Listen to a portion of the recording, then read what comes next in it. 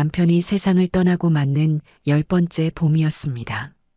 시간은 무심하게 흘러 어느덧 뜰의 목련나무는 10번째 꽃을 피워냈고 저는 그 10번째 봄을 홀로 맞이하고 있었어요. 사람들은 이 넓은 집에서 혼자 사는 것이 외롭지 않냐고들 묻지만 사실 꼭 그렇지만은 않아요.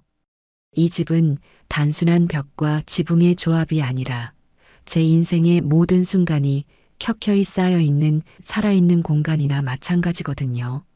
거실에 걸린 낡은 괴종시계는 남편이 첫 월급을 타서 함께 골랐던 것이고 부엌 찬장의 이가 살짝 나간 찻잔 세트는 아들 주석이가 어릴 적 소풍 가서 주워 온 돌멩이와 바꿔 온 보물이었죠. 아침에 눈을 뜨면 가장 먼저 남편의 사진을 향해 인사를 건네는 것으로 하루를 시작합니다. 여보, 나 먼저 일어났어요. 오늘 날씨가 참 좋네요. 사진 속 남편은 언제나처럼 인자한 미소로 저를 바라봐 줍니다. 대답 없는 메아리인 줄 알면서도 이렇게 말을 건네고 나면 정말 남편이 곁에 있는 듯 마음이 든든해지곤 했어요. 간단히 아침 식사를 마치고 제가 가장 좋아하는 시간은 바로 정원을 돌보는 시간입니다. 남편이 살아생전 애지중지 가꾸던 곳이라 저에게는 더욱 특별한 의미가 있는 곳이죠. 호미로 잡초를 긁어낼 때마다 흙냄새가 코끝을 간지럽히는 것이 참 좋아요. 오늘은 장미 넝쿨에 시든 잎을 좀 떼어주고 봉숭아 씨앗을 심을 자리를 마련해야겠다고 생각하며 정원으로 나섰습니다. 어머님, 좋은 아침이에요. 담장 너머로 옆집 새댁이 밝게 인사를 건넵니다. 결혼한 지 이제 막 1년이 넘었다는데 볼 때마다 어찌나 싹싹하고 예쁜지 몰라요. 그래요, 서연 씨도 좋은 아침. 오늘 날씨가 참 좋죠? 네. 어머님, 정원은 봄이 제일 예쁜 것 같아요. 저도 어머님처럼 예쁘게 가꾸고 싶은데 영 소질이 없네요. 처음부터 잘하는 사람이 어디 있겠어요. 하다 보면 다 늘게 되어 있지.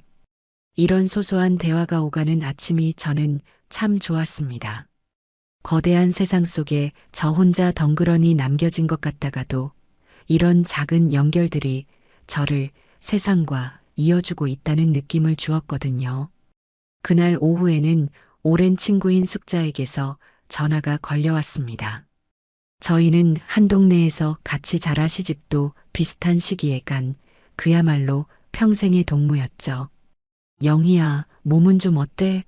무릎 아픈 건 괜찮고? 응, 어제 병원 다녀왔는데 괜찮대. 물리치료 꾸준히 받으라더라. 너는 괜찮아?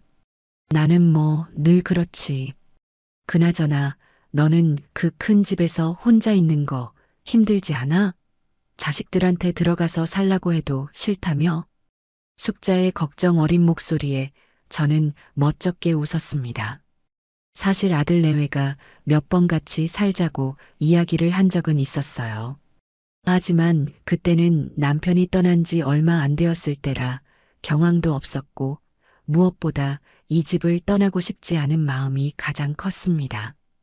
됐어. 내가 알아서 잘 살아.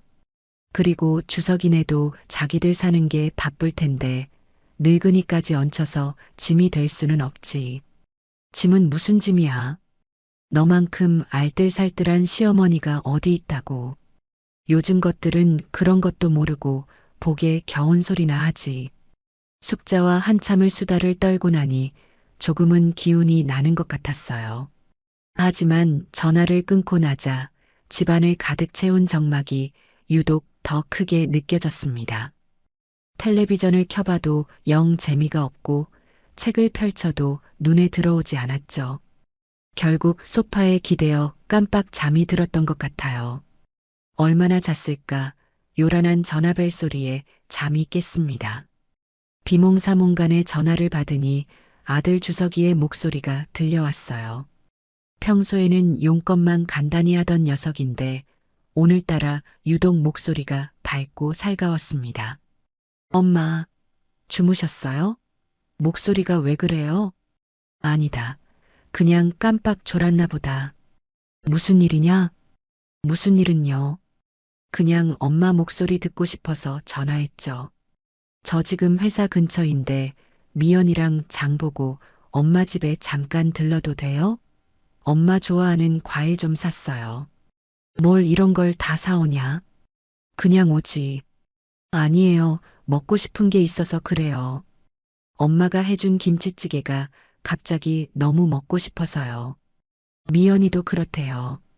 아들이 보고 싶지 않은 어미가 어디 있겠습니까?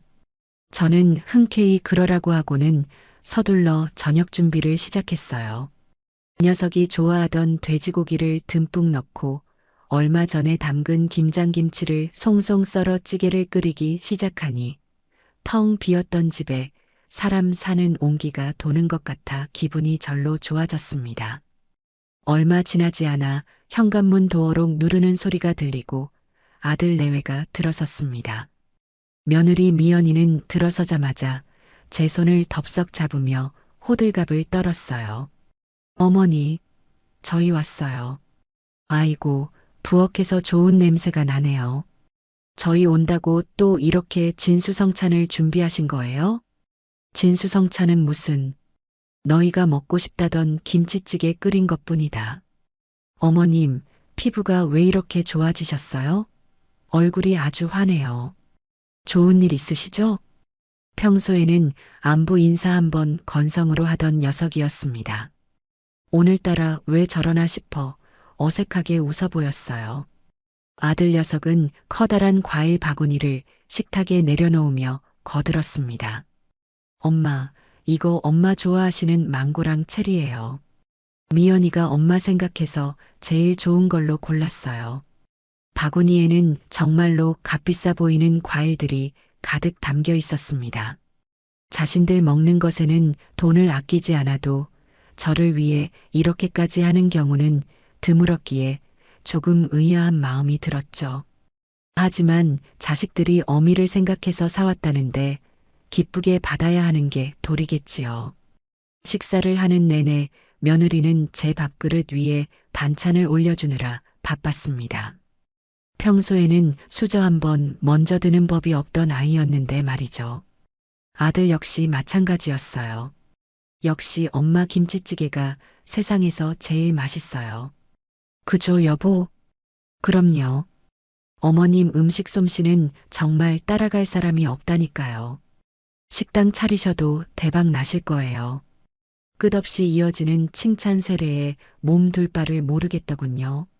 하지만 한편으로는 녀석들이 무슨 일이 있나? 돈이 필요한가? 하는 현실적인 걱정이 고개를 들기 시작했습니다. 아무런 데가 없는 친절이란 세상에 드물다는 것을 저 역시 살아온 세월만큼은 알고 있었으니까요. 식사를 마치고 과일을 먹기 위해 거실에 둘러앉았을 때 드디어 녀석들이 본론을 꺼내기 시작했습니다. 먼저 운을 뗀 것은 며느리 미연이었어요. 녀석은 제 옆에 바싹 다가앉아 제 손을 살며시 잡았습니다.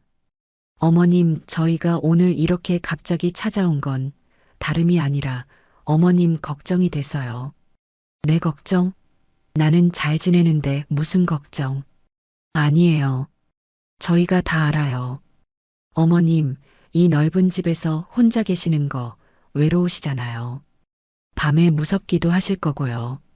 저희가 아들, 며느리로서 너무 죄송한 마음이 들어서요.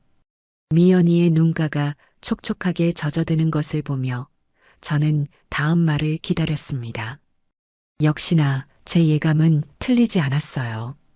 그래서 저희가 아주 큰 결심을 했어요. 저희가 이 집으로 들어와서 어머님 모시고 살려고요.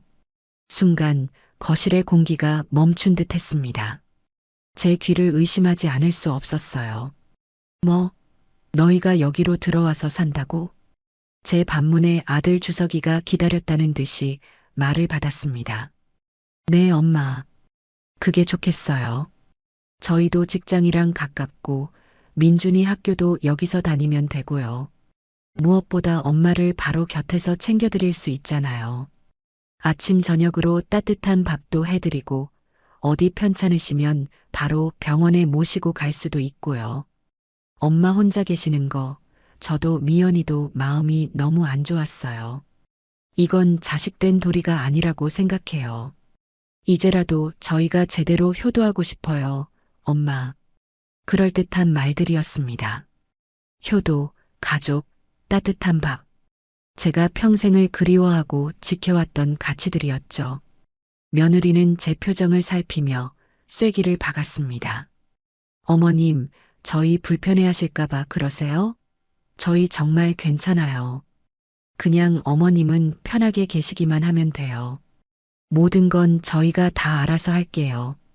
민준이도 할머니랑 같이 살면 얼마나 좋아하겠어요. 네.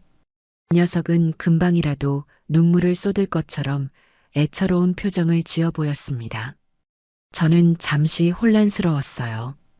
이 갑작스러운 제안에 저희를 의심하는 마음과 정말로 자식들이 나를 생각해서 저런 결정을 한 걸까 하는 기대감이 충돌했습니다. 숙자의 목소리가 귓가에 맴돌았어요. 너는 그 큰 집에서 혼자 있는 거 힘들지 않아? 제 침묵이 길어지자 아들 녀석이 조금 초조한 듯 입을 열었습니다. 엄마, 왜 아무 말씀이 없으세요? 저희가 들어오는 거 싫으세요? 싫다기보다 너무 갑작스러워서 그런다. 너희도 살던 집이 있고 생활이 있는데 그걸 하루아침에 어떻게 정리하고 들어오겠다는 거냐? 요즘 전세가 얼마나 비싸요. 저희 사는 집 전세금 빼서 어머님 드리고 이 집에서 합치면 훨씬 경제적이죠. 그 돈으로 어머님 용돈도 넉넉하게 드리고 여행도 보내드릴게요. 결국 돈 이야기로군요. 저는 속으로 쓴웃음을 삼켰습니다. 하지만 겉으로는 내색하지 않았어요. 이 제안이 진심인지 아니면 다른 꿍꿍이가 있는 것인지 제대로 확인해 볼 필요가 있었습니다. 글쎄다. 나는 지금도 충분히 편하고 좋은데 굳이 너희까지 들어와서 북적거리면서 살 필요가 있을까 싶구나.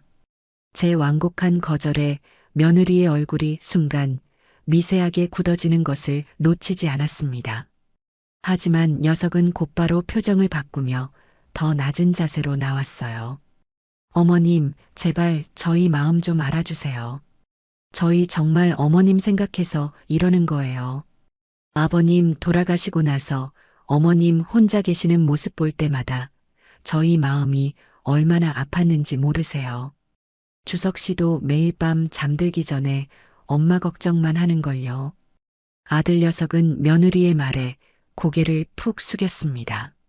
정말로 저를 걱정하는 아들의 모습인지 아니면 아내의 각본에 맞춰 연기를 하는 것인지 판단이 서지 않았습니다. 어쩌면 둘 다일 수도 있겠지요. 저는 길고 긴 한숨을 내쉬었습니다. 외로웠던 것은 사실이었으니까요. 북적이는 집, 손주의 웃음소리, 저녁마다 함께하는 식탁. 상상만 해도 마음 한구석이 따뜻해지는 풍경이었습니다. 너희 정말이냐? 정말 나를 생각해서 나를 모시려고 들어오겠다는 거니? 제 질문에 아들과 며느리는 약속이나 한 듯 동시에 고개를 힘차게 끄덕였습니다. 그럼요, 어머니. 당연하죠. 엄마, 저희 마음 못 믿으세요? 저희 진짜 잘할게요. 엄마, 다시는 외롭게 안 해드릴게요. 그들의 간절한 눈빛을 보니 저의 의심이 괜한 노파심처럼 느껴지기도 했습니다. 자식의 마음을 의심하는 어미라니 스스로가 못나게 느껴졌어요. 어쩌면 정말로 아이들이 철이 든 것일지도 모른다는 희망을 품고 싶었습니다. 알겠다. 그럼 그렇게 하려무나. 제 입에서 승낙의 말이 떨어지자마자 아들 내외의 얼굴에 스쳐 지나가는 안도감과 기쁨을 저는 분명히 보았습니다. 그 표정이 저를 위한 것이라 믿고 싶었어요. 그날 밤 아들 내외가 돌아간 뒤 저는 오랫동안 잠을 이루지 못했습니다.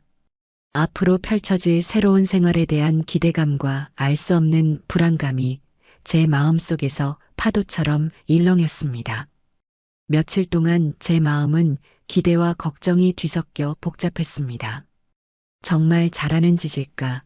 괜히 편안한 노후에 스스로 돌을 던지는 격이 아닐까 하는 불안감이 자꾸만 고개를 들었죠. 결국 저는 평생의 친구인 숙자에게 전화를 걸어 이 사실을 알렸습니다. 수화기 너머로 숙자의 의심 가득한 목소리가 날아왔어요. 뭐, 영희 너 정말 그 말을 믿었어? 주석이랑 그댁 며느리가 갑자기 효도하겠다고 너를 모신다고? 응, 그렇게 됐어.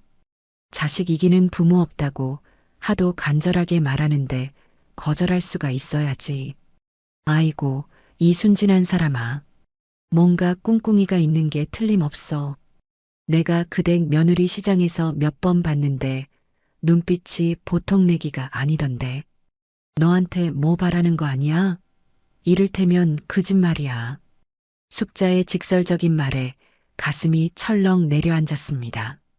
사실 제가 가장 걱정하던 부분을 친구가 정확히 짚어냈기 때문이었죠.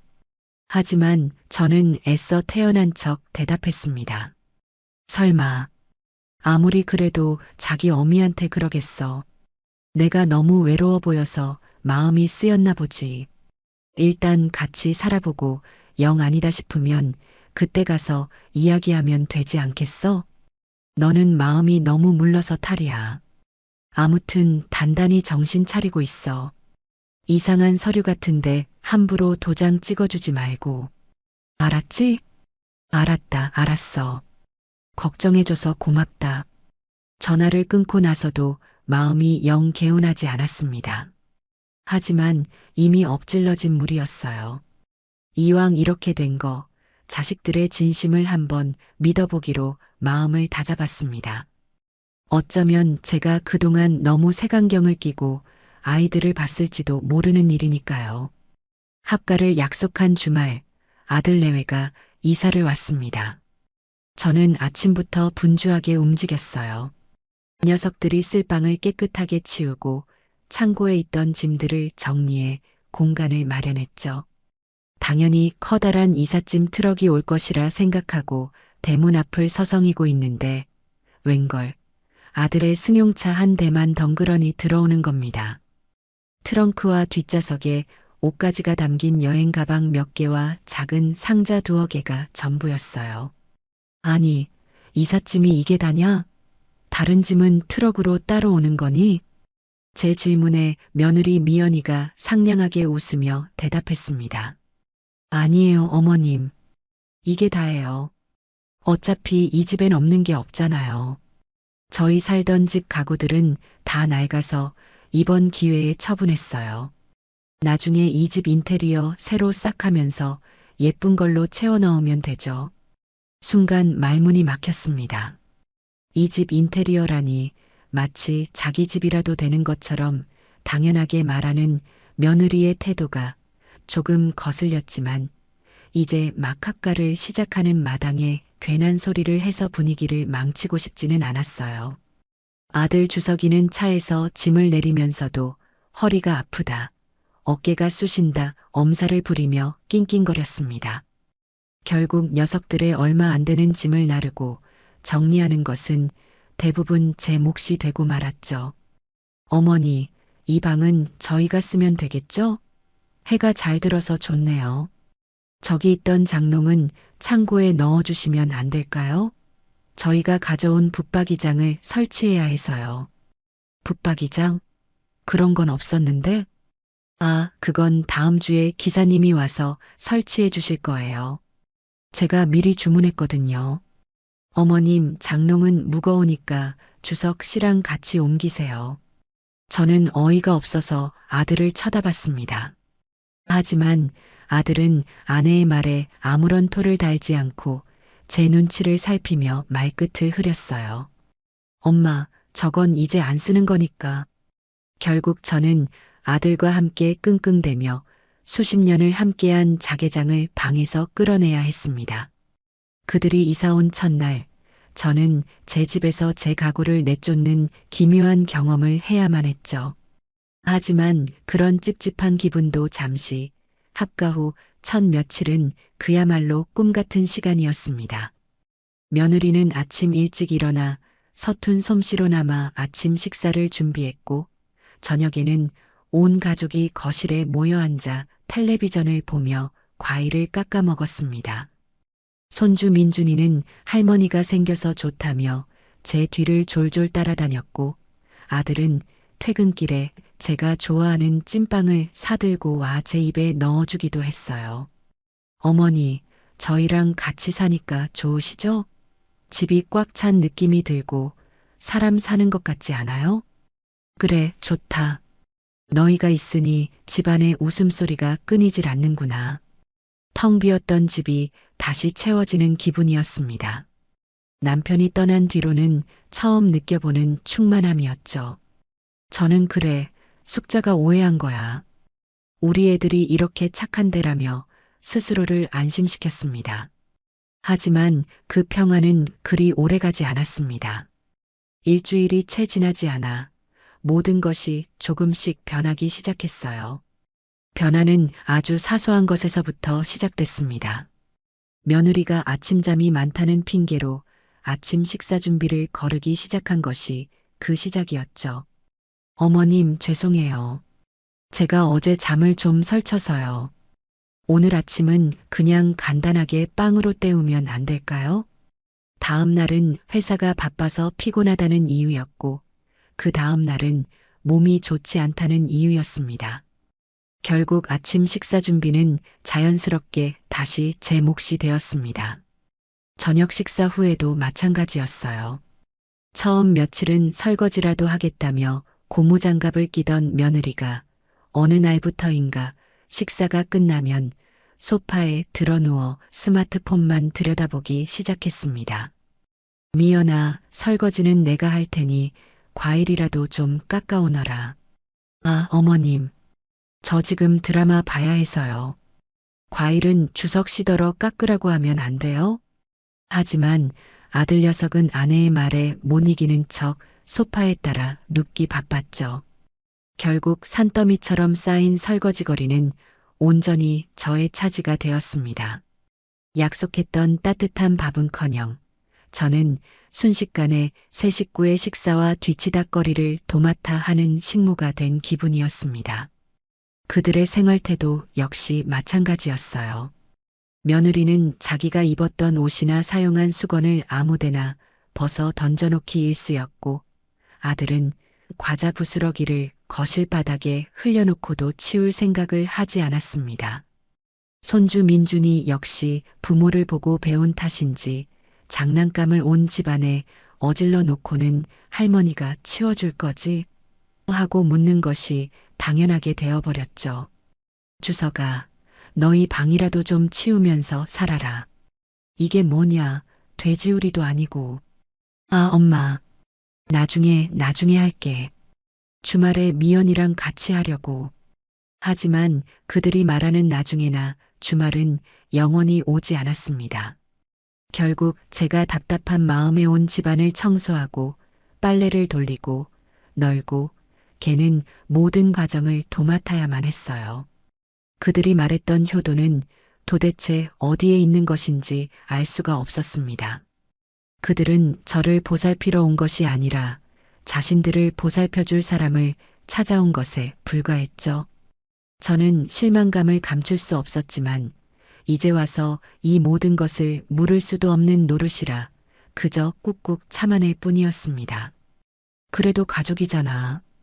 함께 사는 게 이런 거겠지. 스스로를 위로하며 하루하루를 버텨냈습니다.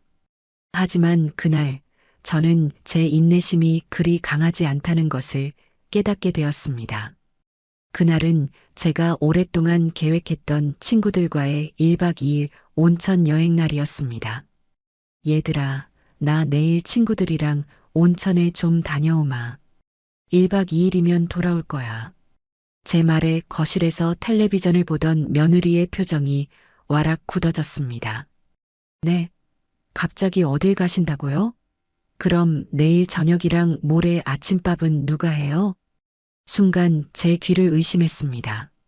제가 여행을 가는 것보다 당장 자신들의 밥 걱정을 하는 며느리의 모습에 말문이 막혔어요. 너희도 손이 없어, 발이 없어? 하루 이틀 정도는 너희끼리 챙겨 먹을 수 있잖니. 아니, 그게 문제가 아니잖아요. 어머님은 저희를 모시기로 하고 합가하신 거 아니에요? 그런데 이렇게 마음대로 집을 비우시면 어떡해요? 저희를 모신다는 말에 기가 막혀 헛웃음이 나왔습니다. 지금 누가 누구를 모시고 있는 상황인데 저런 말이 나올 수 있을까요? 내가 너희를 모신다고? 지금 착각하는 모양인데 여기는 내 집이고 나는 너희에게 방을 내어준 것뿐이다. 그리고 내가 내 돈으로 내 친구들과 여행을 가겠다는데 너희 허락까지 받아야 하는 거니?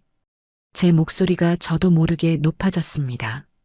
그러자 옆에 있던 아들이 슬그머니 끼어들었어요. 엄마, 왜 그렇게 화를 내? 미연이는 그냥 엄마 없이 밥 먹기 싫어서 그런 거지. 엄마, 여행은 다음에 가면 안 될까? 우리가 주말에 더 좋은 데로 모시고 갈게.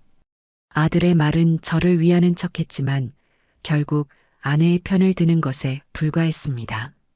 저는 더 이상 참을 수가 없었어요. 됐다. 너희는 너희끼리 알아서 해라. 나는 내일 예정대로 갈 테니 그렇게 알 거라. 저는 그대로 방으로 들어가 문을 닫아버렸습니다. 문 밖에서 며느리가 어머님, 정말 너무하시네요. 라고 소리치는 소리가 들렸지만 애써 무시했습니다.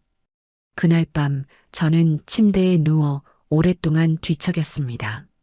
과연 이 동거를 계속하는 것이 맞는 일일까? 제 인생의 평화와 안정을 위해 내린 결정이 오히려 제 목을 조르는 족쇄가 되어버린 것만 같았습니다. 불안한 마음을 안고 잠이 들면서 저는 앞으로 벌어질 일들이 결코 순탄치 않으리라는 것을 어렴풋이 예감하고 있었습니다. 친구들과의 온천 여행은 그리 즐겁지 않았습니다. 따뜻한 온천물에 몸을 담그고 맛있는 음식을 먹으면서도 머릿속은 온통 집안 걱정으로 가득 차 있었죠. 아니나 다를까 여행에서 돌아온 저를 맞이한 것은 폭탄이라도 맞은 듯한 집안의 풍경이었습니다. 싱크대에는 음식물이 묻은 그릇들이 가득 쌓여 있었고 거실 바닥에는 과자 부스러기와 배달 음식 용기들이 어지럽게 널려 있었습니다. 제가 없는 동안 단 한 번도 청소를 하거나 쓰레기를 버리지 않은 것이 분명했어요. 이게 다 뭐냐? 내가 집을 비운 사이에 무슨 일이 있었던 거니? 제 목소리에는 실망과 분노가 뒤섞여 있었습니다. 소파에 누워 텔레비전을 보던 며느리는 저를 흘깃 쳐다보며 아무렇지 않게 대답했어요. 아, 어머님 오셨어요? 별일 없었어요. 그냥 좀 바빠서 못 치웠네요. 어머님 오셨으니까 이제 치우면 되죠. 마치 제가 돌아오기만을 기다렸다는 듯 당연하게 청소의 의무를 저에게 떠넘기는 며느리의 태도에 저는 할 말을 잃었습니다. 제가 이 집의 주인인지 아니면 돈까지 받아가며 일하는 가사도우미인지 도무지 분간이 가지 않았죠. 결국 저는 긴 한숨을 내쉬며 팔을 걷어붙이고 집안을 치우기 시작했습니다. 그 누구도 저를 도와주지 않았음은 물론입니다. 그날 저녁 식탁에서 며느리는 본격적으로 발톱을 드러내기 시작했습니다. 녀석은 며칠 동안 쌓아두었던 각종 고지서를 제 앞에 툭 내려놓으며 말했어요. 어머님, 저희가 들어오고 나서 관리비랑 가스비가 이렇게나 많이 나왔어요. 식비도 예전보다 2배는 더 드는 것 같고요. 저희 외벌이인 거 아시잖아요. 이 돈을 전부 저희가 감당하기는 좀 부담스럽네요. 저는 녀석이 내민 고지서를 말없이 들여다보았습니다. 저희 부부만 살 때는 상상도 할 수 없었던 금액이 찍혀 있었어요. 하루 종일 온 집안에 불을 켜놓고 쓸데없이 물을 낭비하고 매일같이 배달 음식을 시켜 먹은 결과물이었습니다. 그래서 내가 뭘 어쩌면 좋겠니? 어머님 연금도 받으시고 아버님 남겨주신 재산도 있으시잖아요. 저희가 어머님 모시고 사는 거니까 생활비는 어머님이 좀 보태주시는 게 맞다고 생각해요. 매달 200만 원 정도 주시면 저희 생활하는데 큰 보탬이 될 것 같아요. 기가 막혔습니다. 제 집에서 제 돈으로 장을 봐서 밥을 해 먹이는데 도리어 생활비를 내놓으라니요. 강도가 따로 없다는 생각이 들었습니다. 미연아, 지금 그 말이 좀 지나치다고 생각하지 않니? 내가 너희들 밥해 먹이고 온갖 집안일 다 해주고 있는데 왜 생활비를 내가 내야 하는 거냐? 오히려 너희가 나한테 용돈을 줘야 할 판국 아니냐? 제 반박에 며느리는 기다렸다는 듯이 목소리를 높였습니다. 어머님 말씀이 너무 심하시네요. 저희가 왜 어머님께 용돈을 드려요? 저희는 어머님 외로우실까봐 편찮으시면 돌봐드리려고 희생하면서까지 이 집에 들어온 거예요. 저희 젊은 부부가 부모님 모시고 사는 게 쉬운 일인 줄 아세요? 이 정도는 어머님이 당연히 해주셔야죠. 희생이라는 단어에 실소가 터져 나왔습니다. 옆에서 가만히 듣고 있던 아들에게 도움을 청하는 눈빛을 보냈지만 아들은 제 눈을 피하며 웅얼거릴 뿐이었어요. 엄마, 미연이 말이 아주 틀린 건 아니잖아. 우리가 같이 살면서 식구가 늘었으니까 엄마가 조금만 이해해줘. 저는 더 이상 이들과 대화를 섞고 싶지 않았습니다. 제 편은 아무도 없다는 깊은 고독감이 저를 덮쳐왔죠. 결국 저는 그들의 요구를 들어줄 수밖에 없었습니다. 싸움으로 번져봤자 저만 피곤해질 것이 뻔했으니까요. 그날 이후로 저는 매달 제 통장에서 200만 원이라는 돈을 아들 내외에게 보내야 했습니다. 그 돈은 고스란히 며느리의 명품 가방과 아들의 술값으로 들어가는 것 같았지만 저는 아무 말도 할 수 없었어요. 며느리의 요구는 거기서 그치지 않았습니다. 어느 날 저녁 온 가족이 거실에 모여 텔레비전을 보고 있는데 화면에 멋진 인테리어를 자랑하는 집이 나왔습니다. 그러자 며느리가 기다렸다는 듯이 입을 열었어요. 우와, 저 집 정말 예쁘다. 어머님, 우리 집도 저렇게 싹 뜯어 고치면 안 돼요?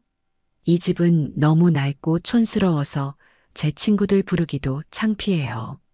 멀쩡한 집을 왜 뜯어 고치냐? 나는 지금이 좋다. 에이, 어머님은 뭘 모르셔서 그래요. 요즘은 이렇게 모던하게 꾸며야 집값도 오르는 거예요. 나중에 어차피 저희가 물려받을 집인데 미리 투자한다고 생각하시면 되죠.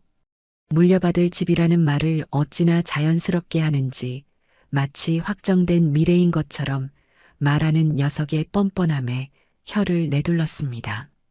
제가 아는 인테리어 업체가 있는데 거기가 아주 잘하거든요. 제가 견적 한번 받아볼까요? 제 이름으로 대출을 좀 받아서 공사하면 돼요. 집 명의만 잠시 제 앞으로 해주시거나 공동 명의로 바꿔주시면 대출이 더 잘 나온다더라고요. 드디어 본색을 드러내는구나 싶었습니다. 생활비를 뜯어내는 것으로는 부족해서 이제는 아예 이 집까지 통째로 삼키려는 속셈이었죠. 저는 차갑게 대답했습니다. 그런 소리 다시는 꺼내지도 마라. 이 집은 내 이름으로 되어 있는 내 집이고 내가 죽기 전까지는 그럴 것이다. 너희가 이 집에서 살고 싶으면 조용히 살고 그게 싫으면 언제든지 너희가 살던 곳으로 돌아가면 돼. 제 단호한 태도에 며느리는 입을 삐죽 내밀며 토라졌고 거실의 분위기는 순식간에 얼어붙었습니다. 그날 밤 저는 아들을 조용히 제 방으로 불렀습니다. 아내의 저런 무례한 행동을 남편으로서 제지해야 할 의무가 있다고 생각했기 때문이죠. 주서가, 너도 아까 미연이 말 들었지? 어떻게 아내 교육을 시키기에 시어머니 앞에서 저런 말을 함부로 내뱉을 수가 있니? 너는 중간에서 남편 노릇, 아들 노릇을 제대로 해야 할 것 아니야. 하지만 아들의 대답은 저를 더욱 깊은 절망에 빠뜨렸습니다. 엄마, 왜 그래? 미연이가 뭘 잘 몰라서 그런 거지. 아기가 있어서 그런 건 아니야. 그리고 솔직히 집 좀 고치면 좋긴 하잖아. 엄마는 그냥 좋게 좋게 생각하면 안 돼? 왜 자꾸 미연이를 나쁜 애로만 만들어? 내가 미연이를 나쁜 애로 만드는 거니? 아니면 미연이가 스스로 그런 행동을 하는 거니? 너는 지금 제정신으로 하는 소리야? 아, 몰라. 나는 엄마랑 미연이 사이에서 너무 힘들어. 엄마도 좀 양보하고 미연이도 좀 참고 서로서로 맞춰가면서 살면 안 되는 거야? 왜 자꾸 나한테 와서 이래라 저래라 하는 건데? 아들은 오히려 저에게 화를 내며 방을 나가버렸습니다. 저는 그 자리에 한참을 망연자실하게 서 있었습니다. 제 아들은 더 이상 제가 알던 그 아들이 아니었어요. 아내의 말에 휘둘려 옳고 그름조차 판단하지 못하는 껍데기만 남은 것 같았죠. 이 집에서 제 말을 들어주고 제 편이 되어줄 사람은 아무도 없었습니다. 남편의 빈자리가 그 어느 때보다도 크게 느껴지는 밤이었습니다. 저는 이제 이 수상한 동거를 어떻게 끝내야 할지, 그리고 이 탐욕스러운 자식들에게 어떻게 제 자리를 되찾아와야 할지 진지하게 고민하기 시작했습니다. 더 이상 예전처럼 순진하게 당하고만 있을 수는 없다는 결심이 서서히 제 안에서 자라나고 있었습니다. 아들 내외와의 갈등은 제 몸과 마음을 조금씩 갉아먹고 있었습니다. 매일같이 이어지는 가사 노동과 정신적인 스트레스가 쌓여 결국 탈이 나고야 말았죠. 어느 날 아침 자리에서 일어나려는데 온몸이 으스러질 듯 아프고 머리가 깨질 것처럼 띵했습니다. 몸살이 단단히 온 모양이었어요. 저는 끙끙 앓는 소리를 내며 간신히 몸을 일으켜 거실로 나갔습니다. 얘들아, 나 아무래도 몸살이 온 것 같구나. 오늘은 도저히 아침밥을 차릴 수가 없겠다. 너희끼리 알아서 챙겨 먹으렴. 제 말에 며느리는 제 얼굴을 한번 쓱 쳐다보더니 무심하게 말했습니다. 어머님, 병원 가보셔야 하는 거 아니에요? 요즘 독감이 유행이라던데. 걱정하는 말처럼 들렸지만 그 말투에는 어떤 온기도 담겨 있지 않았습니다. 그저 귀찮은 일이 생겼다는 듯한 짜증이 묻어 있을 뿐이었죠. 아들은 제 이마를 한번 짚어보더니 말했어요. 엄마, 몸이 불덩이네. 약 드시고 오늘은 푹 쉬세요. 저희는 그냥 시켜 먹을게요. 그 말을 끝으로 아들 내외는 정말로 저를 방에 둔 채 자기들끼리 배달 앱을 켜고 아침 식사를 주문했습니다. 따뜻한 죽 한 그릇은 고사하고 괜찮냐고 들여다보는 사람 하나 없었어요. 방문 밖으로 며느리와 아들이 뭐가 맛있겠다며 즐겁게 떠드는 소리가 들려왔습니다. 저는 앓는 몸보다 마음이 더 아파오는 것을 느끼며 이불을 머리끝까지 뒤집었었습니다. 서러운 마음에 눈물이 핑 돌았지만 이제는 울 기운조차 없었죠. 그렇게 하루 종일 방에 누워 끙끙 앓았습니다. 점심때가 되자 밖에서 맛있는 치킨 냄새가 풍겨왔어요. 저를 제외한 세 식구는 점심으로 치킨을 시켜 먹는 모양이었습니다. 민준이가 할머니는 치킨 안 먹어? 하고 묻는 소리가 희미하게 들렸고 며느리는 할머니는 아프셔서 못 드셔. 우리끼리 맛있게 먹자 하고 대답하더군요. 저는 그 순간 제가 이 집에서 완벽한 이방인이자 그저 필요할 때만 쓰는 도구에 불과하다는 사실을 처절하게 깨달았습니다. 저녁이 되어도 상황은 나아지지 않았습니다. 열은 더 오르는 것 같고 온몸의 뼈마디가 쑤셨어요. 약을 먹으려면 뭐라도 먹어야 할 것 같아 저는 무거운 몸을 이끌고 간신히 부엌으로 향했습니다. 부엌은 점심에 먹은 치킨 상자와 저녁에 먹은 족발뼈가 담긴 배달 용기들로 난장판이 되어 있었습니다. 그들은 제가 아파서 누워있는 동안에도 단 한 번의 설거지조차 하지 않았던 겁니다. 저는 찬장에서 컵을 꺼내 수돗물을 받아 겨우 약을 삼켰습니다. 그리고 다시 방으로 돌아가려는데 거실에서 손주 민준이가 스피커폰으로 친구와 통화하는 소리가 들려왔어요. 민준이 너 집 진짜 좋다. 완전 대궐인데? 너희 집이야? 친구의 부러움 섞인 목소리에 민준이는 으쓱하며 대답했습니다. 응, 우리 할머니 집인데 이제 곧 우리 집 될 거야. 저도 모르게 그 자리에 걸음을 멈추고 말았습니다. 아이의 천진난만한 목소리가 제 심장을 서늘하게 만들었기 때문이었죠. 정말? 어떻게? 친구의 질문에 저는 숨을 죽이고 민준이의 다음 말을 기다렸습니다. 그리고 제 귀에 들려온 아들의 목소리는 제 남은 인생을 통째로 바꿔놓는 그야말로 결정적인 한마디가 되었습니다. 우리 엄마랑 아빠가 그랬는데 할머니한테 조금만 더 잘해주고 착한 척하면 이 집을 우리한테 준다고 했어. 엄마가 그러는데 할머니가 나이가 많아서 정신이 오락가락하기 전에 빨리 서류에 도장을 받아야 한대. 그럼 이 집이랑 정원은 전부 내 차지가 되는 거야. 그때 되면 너 초대해서 우리 집에서 축구하게 해줄게. 쿵. 심장이 바닥으로 떨어지는 소리를 들은 것 같았습니다. 머릿속이 새하얗게 변하고 다리에 힘이 풀려 그 자리에 주저앉을 뻔했어요. 아, 그랬구나. 전부 다 연극이었구나. 저를 위한다던 그 모든 달콤한 말들과 살가운 행동들이 결국 이 집을 차지하기 위한 치밀하게 계획된 사기극이었다는 사실을 깨닫는 순간이었습니다. 그동안의 모든 일들이 주마등처럼 스쳐 지나갔습니다. 이사 올 때 짐이 거의 없었던 이유, 저를 식모처럼 부리면서도 생활비를 뜯어갔던 일, 집을 리모델링한다며 명의를 넘보려 했던 며느리의 뻔뻔함, 그리고 아내의 편만 들며 저를 외면했던 아들의 비겁한 모습까지 모든 퍼즐 조각이 하나로 맞춰지며 끔찍한 그림이 완성되었습니다. 저는 벽을 짚고 간신히 몸을 일으켜 제 방으로 돌아왔습니다. 쿵쾅거리는 심장을 진정시킬 수가 없었어요. 분노와 배신감에 온몸이 부들부들 떨렸습니다. 자식들을 위해 평생을 헌신했던 결과가 고작 이것이라니. 제 인생 전체를 부정당한 기분이었습니다.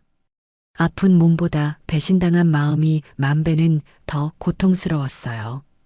그날 밤 저는 뜬 눈으로 밤을 새웠습니다. 눈물이 나오지도 않았습니다. 너무 큰 충격을 받으면 오히려 눈물이 나지 않는다는 말을 비로소 실감할 수 있었죠.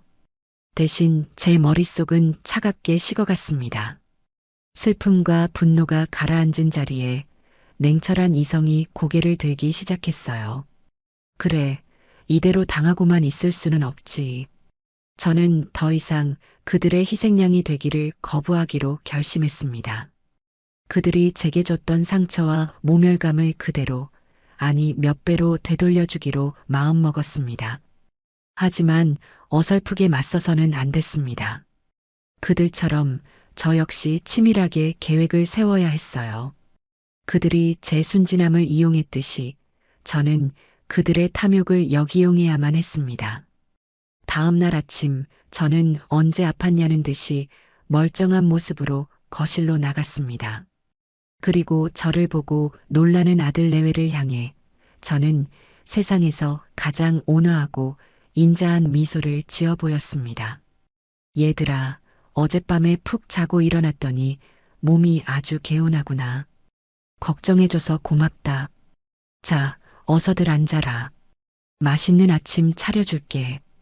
제 갑작스러운 태도, 변화에 어리둥절해하는 아들 내외를 보며 저는 속으로 다짐했습니다. 이제부터 시작이다. 너희가 그토록 원하던 이 집과 내 재산을 과연 너희가 가질 수 있을지 한번 지켜보렴. 저의 조용하고도 철저한 반격이 막 시작되고 있었습니다. 동이틀 무렵 저는 자리에서 일어났습니다. 거울 속에 비친 제 얼굴은 낯설기 그지없었어요. 밤사이 10년은 더 늙어버린 듯한 생기라고는 찾아볼 수 없는 얼굴이었습니다. 하지만 그 퀭한 눈동자 속에는 이전에는 볼 수 없었던 냉랭하고 단단한 무언가가 자리 잡고 있었죠. 그래요. 저는 더 이상 어제까지의 김영희가 아니었습니다. 순진한 마음에 자식들의 거짓된 효심을 기대하던 늙은 어미는 어젯밤에 죽었습니다. 그리고 오늘 제 앞에 놓인 이 가혹한 현실을 직시하고 제 자신을 지켜내야만 하는 새로운 사람이 태어난 것이죠. 저는 조용히 방을 나와 부엌으로 향했습니다. 그리고 마치 아무 일도 없었다는 듯이 밥을 안 치고 찌개를 끓이고 반찬을 만들기 시작했어요. 칼이 도마를 내리치는 소리가 유난히 경쾌하게 들렸습니다. 제 안의 분노와 슬픔을 잘게 다져내는 소리 같았죠. 얼마 지나지 않아 잠에서 깬 며느리가 부엌으로 나왔습니다. 저를 보더니 의아한 표정을 지었어요. 어머님, 몸은 괜찮으세요? 어제 그렇게 앓으시더니. 저는 뒤를 돌아보며 세상에서 가장 온화한 미소를 지어 보였습니다. 이 가면을 쓰는 것이 역겨웠지만 지금은 때가 아니었죠. 그럼 괜찮고 말고. 푹 자고 일어났더니 아주 개운하구나. 너희들 배고플까봐 아침 준비하고 있었다. 어서 주석이 깨워서 같이 밥 먹자. 제 태연한 모습에 며느리는 잠시 안심하는 듯한 표정을 지었습니다. 그리고는 능청스럽게 제게 다가와 어깨를 주물렀어요. 아이고, 우리 어머님. 아프신데도 이렇게 저희 밥부터 챙기시고, 정말 어머님 없으면 저희는 어떻게 살아요?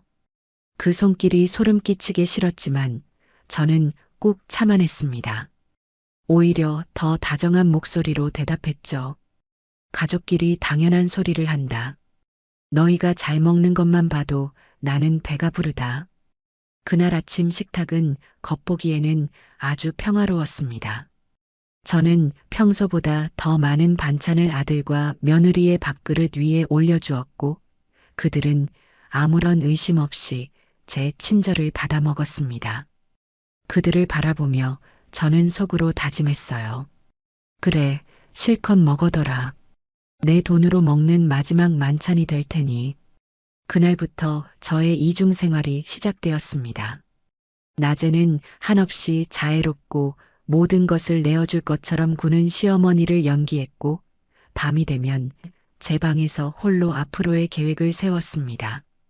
그들의 계획이 제 재산을 빼앗는 것이라면 제 계획은 제 모든 것을 지켜내고 그들에게 합당한 대가를 치르게 하는 것이었습니다. 그러기 위해서는 증거가 필요했고 저를 도와줄 조력자 또한 절실했죠. 기회는 생각보다 빨리 찾아왔습니다. 그 주 주말, 저는 정원에서 잡초를 뽑고 있었어요. 마음이 복잡할 때는 이렇게 흙을 만지며 몸을 움직이는 것이 최고였거든요. 한참 동안 허리를 숙이고 일하다 잠시 허리를 펴는데 담장 너머로 옆집에 사는 젊은 변호사 박서연 씨가 보였습니다. 그녀는 정원에서 작은 화분들을 정리하고 있었는데 제 모습을 보더니 밝게 인사를 건넸어요. 어머님, 안녕하세요. 주말인데도 쉬지 않으시고 부지런하시네요. 네, 서연 씨. 집에만 있으면 뭐 하겠어요. 이렇게 나와서 움직이기라도 해야죠.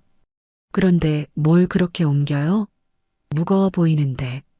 아, 이거요. 이번에 새로 들인 허브 화분인데 어디에 둬야 햇빛을 잘 받을까 싶어서요. 그녀가 낑낑대며 커다란 테라코타 화분을 옮기는 모습이 안쓰러워 보였습니다. 평소 같았으면 그냥 인사만 하고 말았을 텐데 그날은 저도 모르게 말이 먼저 나갔어요. 그거 혼자 들기 힘들 텐데 내가 가서 좀 거들어 줄까요? 아니에요, 어머님. 괜찮아요. 제가 해야죠.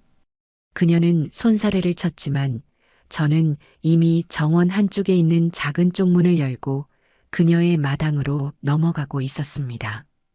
우리는 함께 화분을 양지 바른 곳으로 옮겼습니다. 화분을 내려놓고 흙먼지를 털어내는데 서연 씨가 고맙다며 시원한 매실차를 타주겠다고 저를 집 안으로 이끌었어요. 그녀의 집은 처음 들어가 봤는데 젊은 사람답게 아주 깔끔하고 정갈하게 꾸며져 있었습니다. 어머님, 정말 감사해요. 덕분에 금방 끝냈네요. 별 말씀을요. 이웃끼리 돕고 사는 거죠. 저희는 시원한 매실차를 마시며 거실 소파에 마주 앉아 이런저런 이야기를 나누었습니다. 주로 정원을 가꾸는 이야기나 동네의 소소한 이야기들이었죠. 그러다 서연 씨가 무심코 물었습니다. 어머님, 요즘 아드님 댁이랑 같이 사신다고 들었어요. 외롭지 않으시고 좋으시겠어요. 그 말에 제 심장이 쿵 내려앉았습니다. 아무렇지 않은 척 대답했지만 목소리가 미세하게 떨리는 것을 막을 수는 없었어요. 네, 그렇죠. 집이 북적북지근하니 사람 사는 것 같고 좋네요. 제 표정에서 무언가를 읽은 것일까요? 서연 씨는 더 이상 그 주제에 대해 묻지 않았습니다. 대신 화제를 돌려 자신의 이야기를 해주었어요. 잘 나가던 변호사였지만 너무 앞만 보고 달리다 번아웃이 와서 잠시 휴직하고 쉬고 있다는 이야기, 부모님은 지방에 계셔서 혼자 지낸다는 이야기 등등.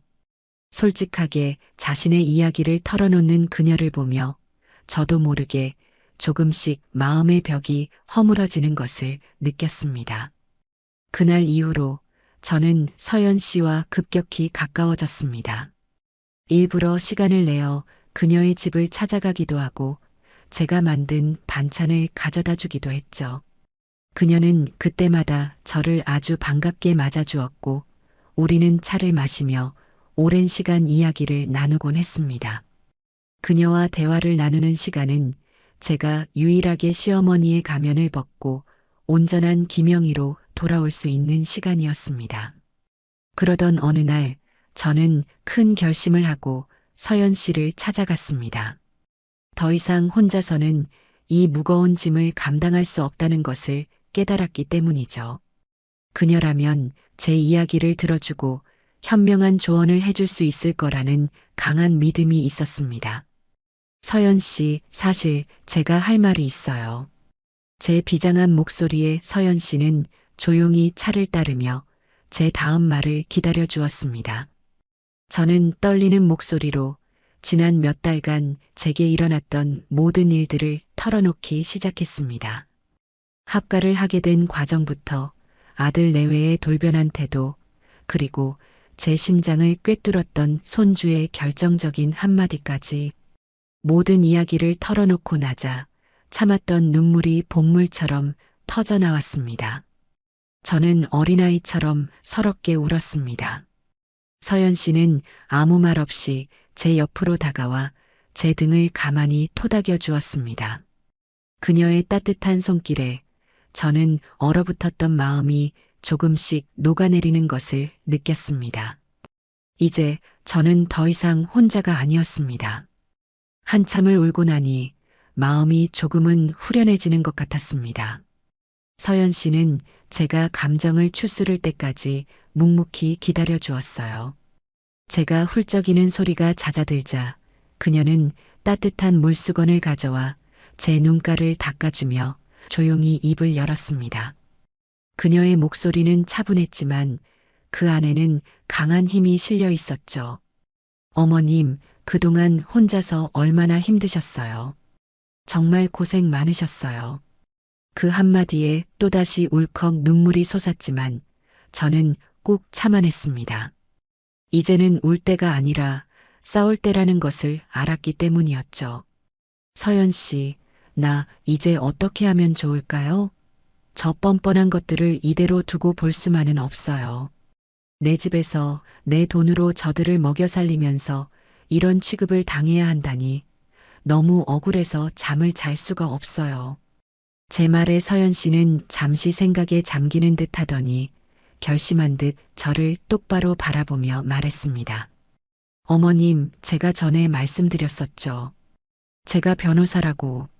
지금은 잠시 쉬고 있지만 어머님 일은 제가 그냥 보고만 있을 수가 없네요. 제가 어머님 편이 되어 드릴게요. 저를 믿고 지금부터 제가 말씀드리는 대로만 하세요. 저는 그녀의 눈을 보았습니다. 그곳에는 연민이나 동정이 아닌 전문가로서의 확신과 신뢰가 담겨 있었어요. 저는 고개를 힘차게 끄덕였습니다. 어둠 속에서 한 줄기 빛을 만난 기분이었죠. 우선 가장 중요한 것은 절대로 감정적으로 대응하시면 안 된다는 거예요. 아드님이나 며느님 앞에서 화를 내거나 서운함을 토로하는 건 이제 그만두셔야 해요. 그건 오히려 그들에게 어머님이 모든 걸 알고 있다는 신호를 주는 것밖에 안 돼요. 지금처럼 아무것도 모르는 순진하고 마음 약한 시어머니를 계속 연기하셔야 합니다. 연기라니 매일매일 그들의 얼굴을 보는 것만으로도 속에서 천불이 나는데 어떻게 웃는 얼굴로 대할 수 있을지 모르겠어요. 힘드시겠지만 하셔야 해요. 그들이 어머님을 완벽하게 믿고 방심하게 만들어야 우리가 원하는 증거를 얻을 수 있거든요. 법정에서는 심증만으로는 아무것도 할 수 없어요. 그들이 얼마나 악의적으로 어머님을 속이려 했는지 입증할 수 있는 명백한 물증이 필요합니다.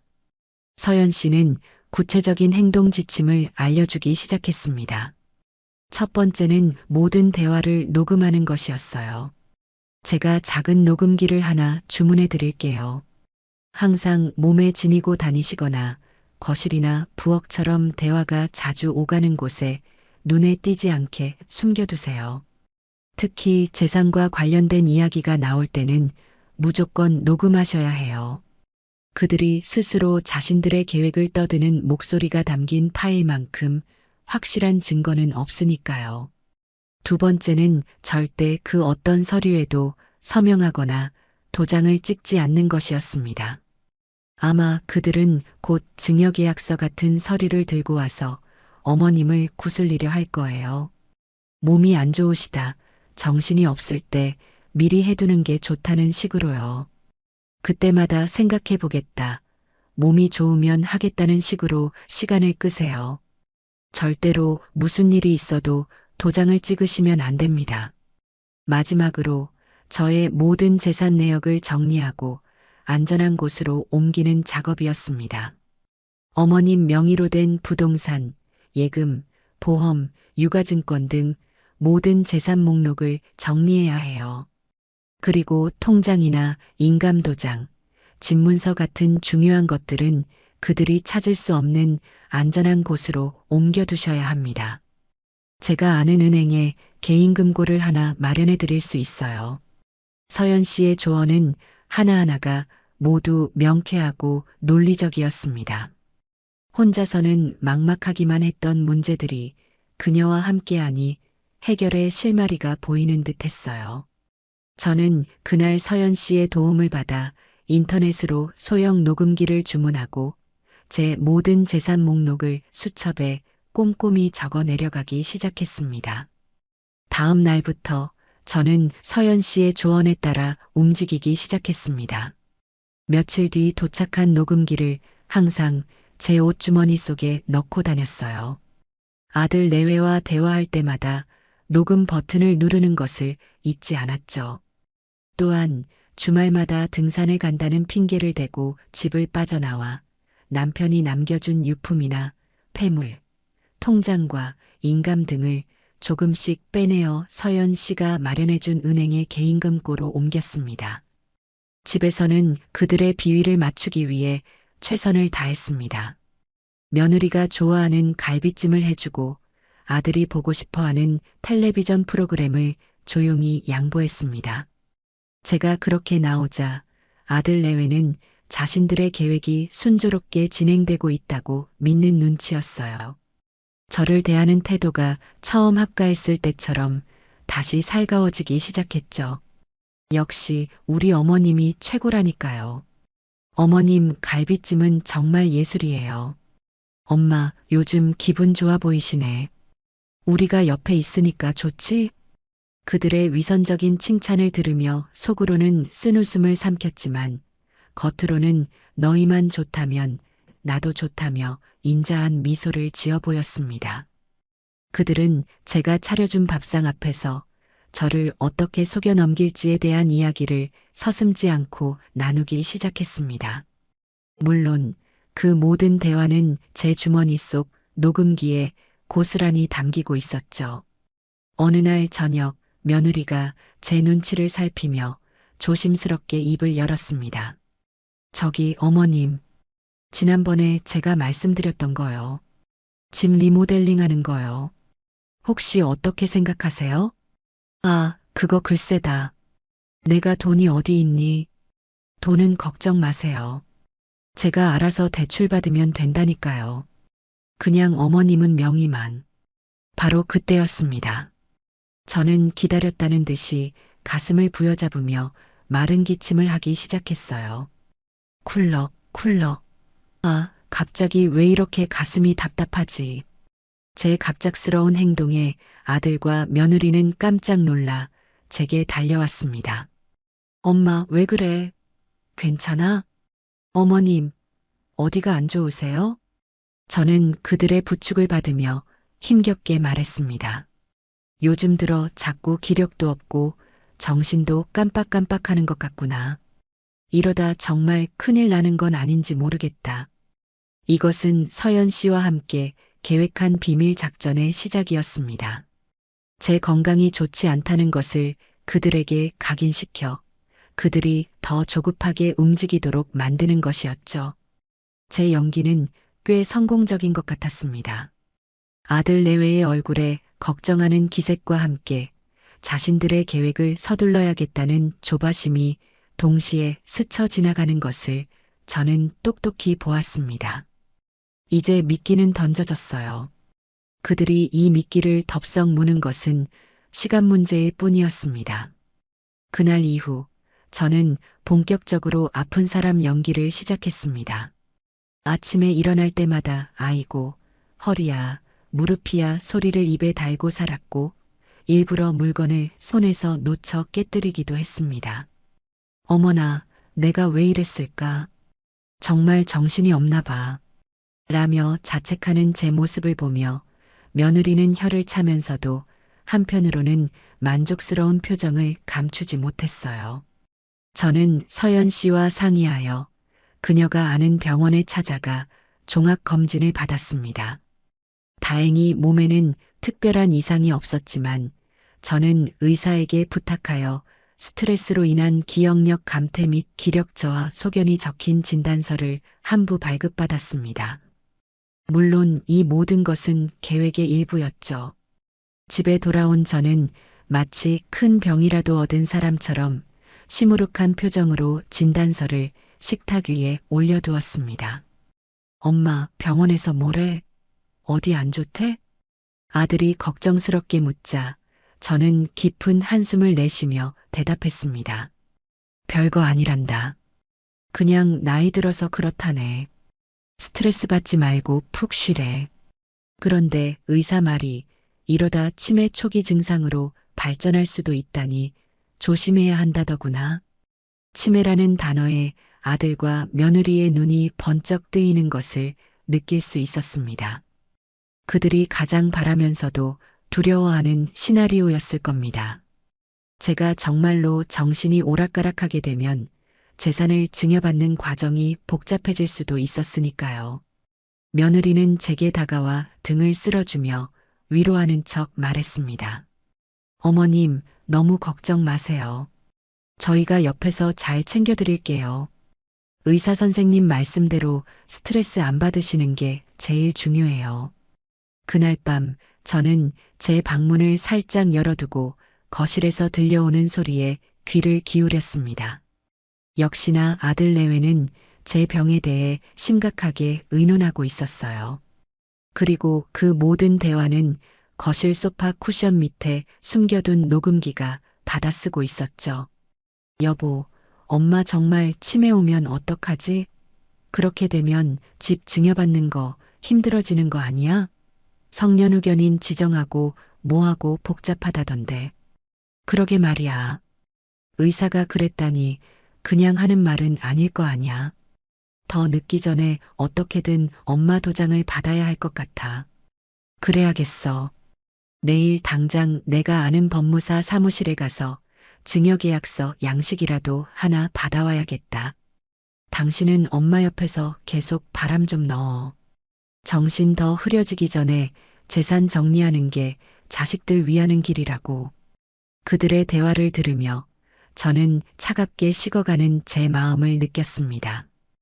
어미의 건강을 걱정하는 것이 아니라 오로지 재산을 가로챌 걱정뿐인 자식들의 모습에 이제는 슬픔조차 느껴지지 않았습니다. 오직 제 계획을 성공시켜야겠다는 단단한 결심만이 남았을 뿐이었죠. 며칠 뒤 저는 결정적인 미끼를 던지기로 마음먹었습니다. 저녁 식사를 마친 뒤 온 가족이 거실에 모여 앉아 있을 때였어요. 저는 일부러 멍하니 허공을 바라보며 혼잣말처럼 중얼거렸습니다. 내가 정말 정신이 없어지면 어떡하지? 남편이 평생 피땀 흘려 일군 이 집을, 이 재산을 아무렇게나 잃어버리게 되면 저 세상 가서 무슨 낯으로 그 사람을 본담. 제 신세 한탄에 아들과 며느리는 기다렸다는 듯이 제 옆으로 다가왔습니다. 엄마, 그런 약한 소리 하지 마. 우리가 있잖아. 맞아요, 어머님. 저희가 어머님 재산 안전하게 지켜드릴게요. 저는 눈가가 촉촉해진 채로 그들을 바라보며 말했습니다. 그래, 너희밖에 없지. 내가 정신이 더 흐려지기 전에 이 집이랑 땅 문서를 너희 앞으로 미리 증여를 해줘야겠다. 그래야 내 마음이 편할 것 같구나. 드디어 제가 그토록 원하던 말을 꺼내자 며느리의 얼굴에 순간적으로 번지는 희열을 저는 똑똑히 보았습니다. 그녀는 황급히 표정을 관리하며 슬픈 목소리로 말했어요. 어머님, 저희는 정말 괜찮아요. 어머님이 건강하게 오래오래 사시는 게 저희 소원이에요. 아니다. 내가 내 마음 편하자고 하는 일이다. 주서가, 너는 아들이니까 이 집을 물려받는 게 당연하지. 그리고 미연이 너는 우리 집안에 들어온 복덩이니까 내가 가지고 있던 저기 상가 건물 하나를 네 이름으로 해주마. 둘이 싸우지 말고 앞으로도 의지하면서 잘 살아야 한다. 저는 일부러 며느리의 목까지 챙겨주는 척하며 그들의 탐욕을 더욱 부추겼습니다. 상가 건물까지 준다는 제 말에 며느리는 거의 울음을 터뜨릴 것 같은 감격적인 표정을 지었어요. 어머님 정말 감사해요. 제가 앞으로 어머님께 2배, 3배로 더 잘할게요. 평생 은혜 잊지 않고 지극정성으로 모실게요. 그녀는 제 손을 잡고 눈물을 흘렸지만 저는 그 눈물이 얼마나 역겨운 거짓인지 잘 알고 있었어요. 아들 역시 감동한 얼굴로 제게 말했습니다. 엄마 고마워. 정말 고마워. 엄마가 저를 믿어주시는 만큼 제가 앞으로 더 든든한 아들이 될게요. 저는 그들의 위선적인 효도 맹세를 들으며 속으로 차갑게 웃었습니다. 이제 모든 준비는 끝났죠. 덫은 놓아졌고 사냥감들은 제 발로 덫 안으로 걸어 들어왔습니다. 이제 남은 것은 덫의 입구를 닫아버리는 일뿐이었어요. 그날 밤 저는 제 방 침대에 누워 창밖의 달을 바라보았습니다. 남편의 사진을 향해 나지막이 속삭였죠. 여보, 보고 있죠? 내가 우리 집 그리고 내 자신을 어떻게 지켜내는지. 하늘에서 부디 나에게 힘을 주세요. 모든 것이 끝나면 아주 길고 깊은 잠을 잘 수 있을 것만 같았어요. 제 인생을 건 연극은 순조롭게 진행되고 있었습니다. 저는 하루하루 시들어가는 노인의 모습을 실감나게 연기했고 아들 내외는 그 모습을 보며 자신들의 목표가 눈앞에 다가왔다고 확신하는 듯 보였죠. 그들의 대화는 점점 더 노골적으로 변해갔습니다. 제 앞에서는 온갖 아양을 떨다가도 자기들끼리 있을 때는 제 재산을 어떻게 나누고 이 집을 어떻게 처분할지에 대한 구체적인 계획을 세우기 바빴어요. 물론 그 모든 내용은 제 주머니 속 작은 녹음기에 차곡차곡 쌓여가고 있었습니다. 이제 다음 단계로 나아갈 때가 왔습니다. 바로 이 집을, 남편과 저의 역사가 담긴 이 공간을 제 손으로 직접 정리하는 일이었죠. 저는 서연 씨에게 부탁하여 믿을 만한 부동산 중개인을 한 명 소개해달라고 했습니다. 그녀는 잠시 고민하더니 자신의 아버지와도 오랫동안 거래해 온 입이 무겁고 신중하기로 소문난 분이 있다며 연락처를 주었어요. 저는 그에게 연락하기에 앞서 완벽한 알리바이를 만들어야 했습니다. 마침 오랜 친구인 숙자가 무릎 수술을 하고 병원에 입원해 있었어요. 저는 며느리에게 숙자 병문안을 다녀와야겠다고 말했습니다. 미연아, 내가 내일 숙자 병문안 좀 다녀와야겠다. 혼자 입원해 있어서 마음이 영 안 좋구나. 점심 먹고 나가서 저녁 전에는 들어올게. 며느리는 제 건강을 걱정하는 척하며 말했습니다. 어머님 몸도 안 좋으신데 괜찮으시겠어요? 그냥 전화로 안부만 전하시지 그러세요. 아니다. 이럴 때일수록 얼굴을 봐야지. 괜찮으니 걱정 마라. 너희는 저녁이나 잘 챙겨 먹고 있거라. 제 단호한 태도에 며느리는 더 이상 아무 말도 하지 않았습니다. 아마 속으로는 제가 집을 비우는 것을 반겼을지도 모르는 일이죠. 제가 없는 동안 이 집을 어떻게 바꿀지에 대한 행복한 상상을 할 테니까요. 다음 날 저는 정성껏 끓인 호박죽을 보온병에 담아 집을 나섰습니다. 아들 내외에게는 숙자에게 가져다 줄 것이라고 둘러댔죠. 버스를 타고 몇 정거장 가서 저는 숙자가 입원한 병원이 아닌 전혀 다른 방향으로 가는 택시를 잡아탔습니다. 서연 씨가 알려준 부동산 사무실은 저희 동네에서 꽤 떨어진 곳에 위치해 있었어요. 혹시라도 아는 사람을 마주칠 가능성을 최소화하기 위한 서연 씨의 세심한 배려였죠. 사무실에 들어서자 인상이 좋아 보이는 중년의 남성이 저를 맞았습니다. 서연 씨에게 미리 연락을 받아놓은 듯 저를 안쪽에 조용한 상담실로 안내했어요. 김영희 어르신 맞으시죠? 박 변호사님께 말씀 많이 들었습니다. 편하게 앉으세요. 그의 차분하고 신뢰감 있는 목소리에 긴장했던 마음이 조금은 누그러졌습니다. 저는 그와 마주 앉아 제가 찾아온 이유를 조심스럽게 설명했습니다. 사실은 제가 가진 집을 좀 처분할까 해서요. 남편과 살던 집인데 혼자 살기에는 너무 넓고 관리하기도 벅차서요. 좀 더 작고 편한 곳으로 옮기고 싶어서 그럽니다. 중개인은 제 말을 조용히 듣고는 고개를 끄덕였습니다. 그는 제 사적인 부분에 대해 꼬치꼬치 캐묻지 않았어요. 그저 전문가로서 제가 원하는 바를 정확히 파악하는 데 집중했죠. 네, 그러시군요. 한 가지 여쭤볼 것이 있습니다. 매각을 서두르시는 편이신가요? 아니면 좋은 가격을 받을 때까지 기다리실 여유가 있으신가요? 최대한 빨리 그리고 최대한 조용하게 진행하고 싶습니다. 여러 사람이 집을 드나드는 것을 원치 않아요. 제 말에 그는 잠시 생각에 잠기더니 그렇다면 정말로 구매 의사가 확실한 손님에게만 집을 공개하는 방식으로 진행하는 것이 좋겠다고 말했습니다. 저는 그에게 집 주소와 관련 서류들을 건넸어요. 그는 서류를 꼼꼼히 검토하고 컴퓨터로 무언가를 한참 조회해 보더니 놀란 표정으로 저를 바라보았습니다. 어르신, 혹시 알고 계셨습니까? 어르신 댁이 위치한 동네가 최근에 재개발 계획 발표 후보지로 거론되면서 땅값이 엄청나게 올랐습니다.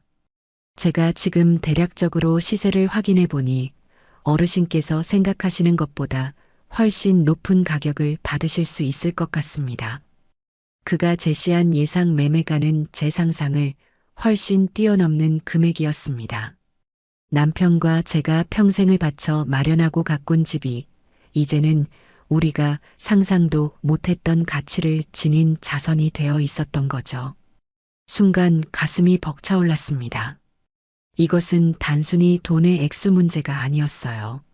남편과 저의 성실했던 삶 전체를 보상받는 듯한 기분이었습니다. 여보, 보고 있어요? 우리가 함께 만든 이 집이 이렇게나 귀한 대접을 받게 되었어요. 저는 잠시 눈을 감고 남편을 떠올렸습니다. 이 돈이라면 제 노후를 그 누구에게도 의지하지 않고 당당하게 보낼 수 있을 겁니다. 그리고 제 어리석은 자식들에게도 인생의 쓴맛을 가르쳐 줄 아주 좋은 무기가 될 수 있겠죠. 저는 중개인에게 단호하게 말했습니다. 좋은 가격을 받는 것도 중요하지만 저는 신속하고 조용한 거래를 더 원합니다. 시세보다 조금 낮추더라도 확실하고 깔끔하게 거래할 수 있는 사람으로 알아봐 주세요. 알겠습니다, 어르신. 어르신의 뜻을 존중하여 최대한 조건에 맞는 분을 찾아보겠습니다. 좋은 소식이 오는 대로 바로 연락드리죠. 부동산 사무실을 나오자 바깥의 햇살이 유난히 따스하게 느껴졌습니다.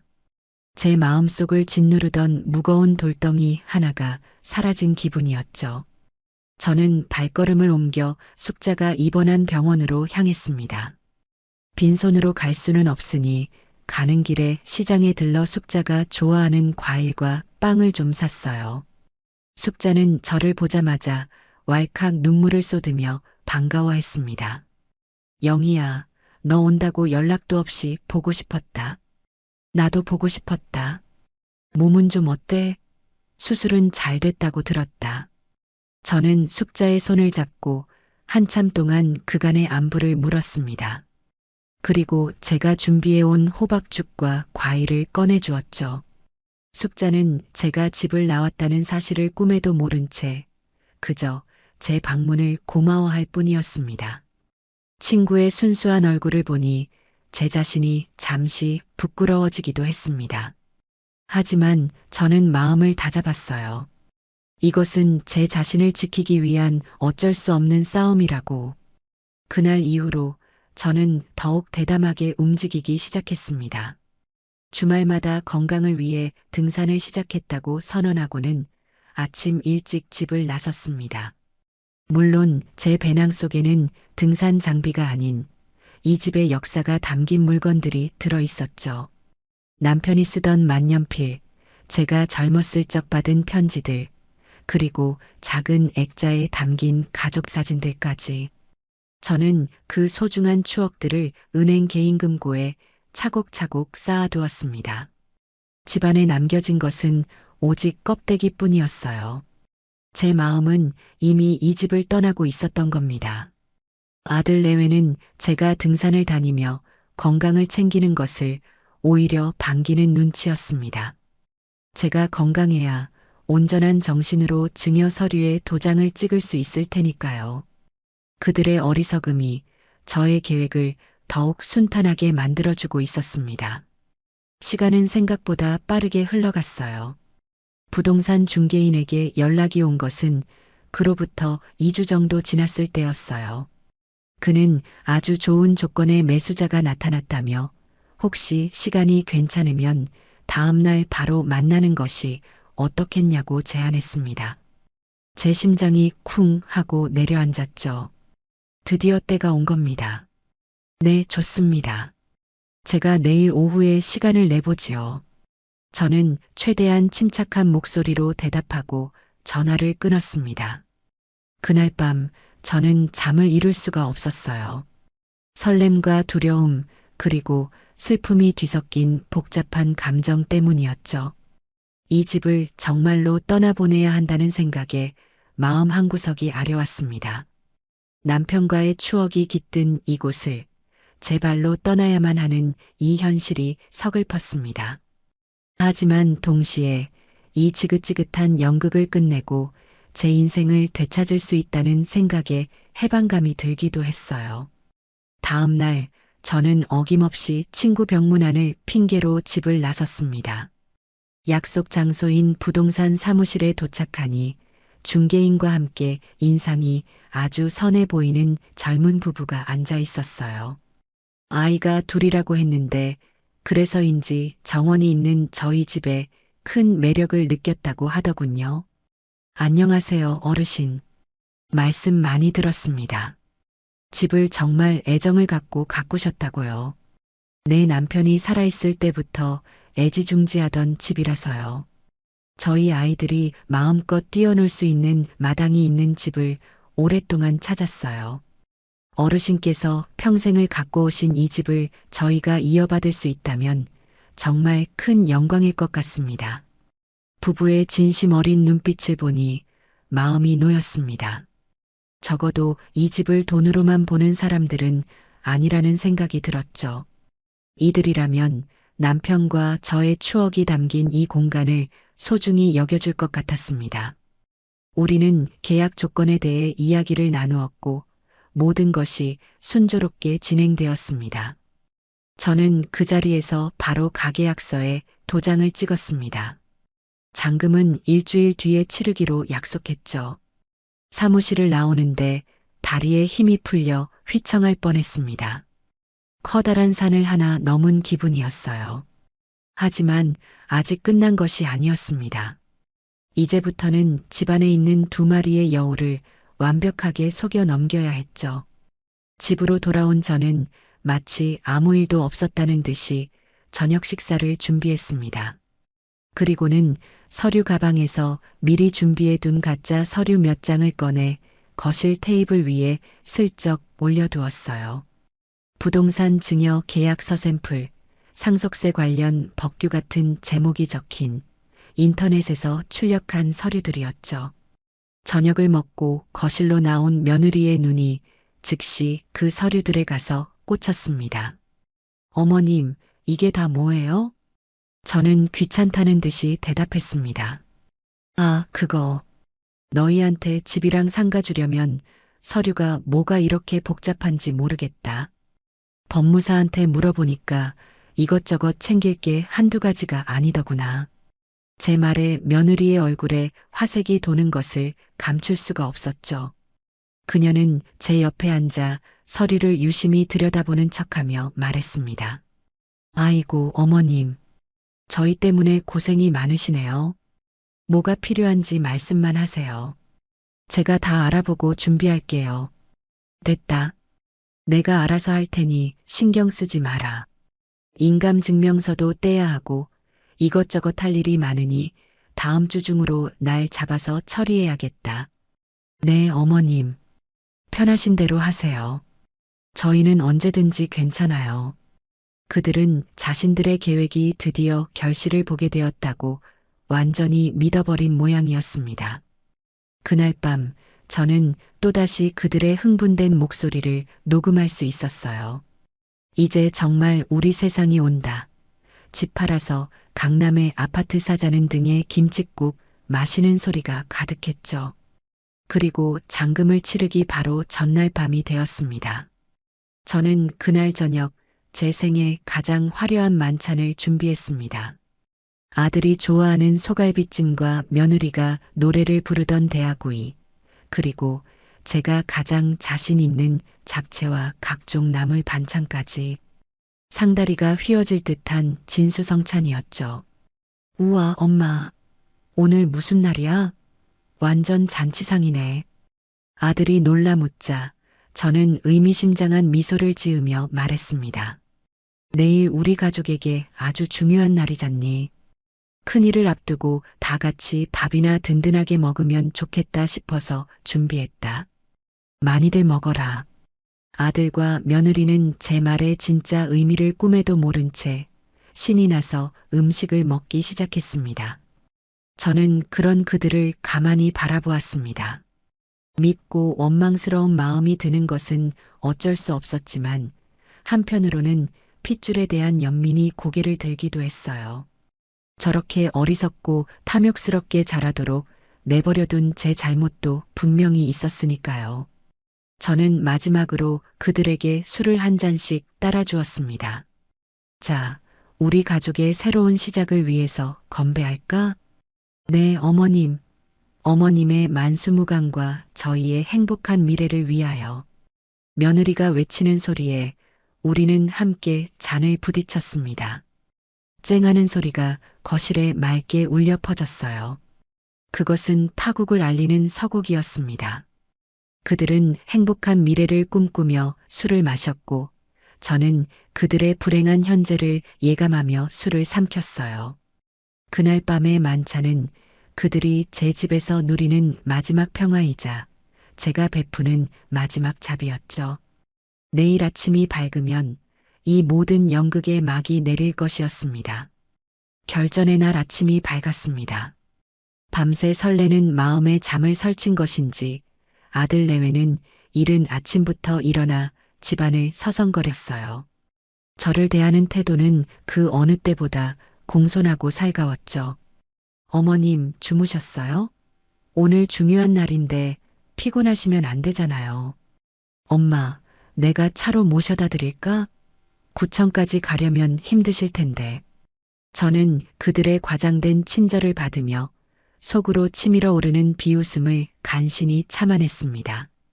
그리고는 최대한 태연한 표정을 지으며 말했죠. 아니다. 구청 갔다가 은행에도 들러서 볼 일이 좀 있구나. 너희는 집에 가만히 있거라. 내가 모든 걸 처리하고 돌아올 테니. 모든 걸 처리한다는 제 말에 그들은 자신들의 계획이 완성된다고 철석같이 믿는 눈치였습니다. 저는 평소보다 조금 더 신경 써서 단정하게 옷을 차려입고 서류 가방을 든 채 집을 나섰습니다. 현관문을 닫고 나오는데 등 뒤로 어머님 조심히 다녀오세요 하는 며느리의 명랑한 목소리가 들려왔어요. 그것이 제가 그 집에서 듣는 마지막 목소리가 될 것이었습니다. 저는 약속대로 택시를 타고 부동산 사무실로 향했습니다.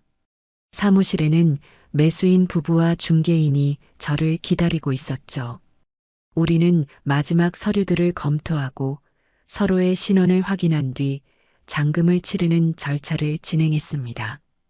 제 통장으로 상상도 못했던 큰 금액이 입금되는 순간 저는 이루 말할 수 없는 감정에 휩싸였습니다. 이것은 단순히 돈이 아니었어요. 제 남은 인생을 지켜줄 든든한 방패이자 새로운 삶을 시작할 수 있는 자유이용권과도 같은 것이었죠. 모든 소유권 이전 절차가 끝나고 저는 매수인 부부에게 집 열쇠와 함께 작은 화분 하나를 건넸습니다. 이건 제가 가장 아끼던 난초 화분입니다. 부디 이 집에서 저보다 더 행복하게 사시길 바랍니다. 매수인 부부는 제게 여러 번 고개를 숙이며 감사 인사를 전했습니다.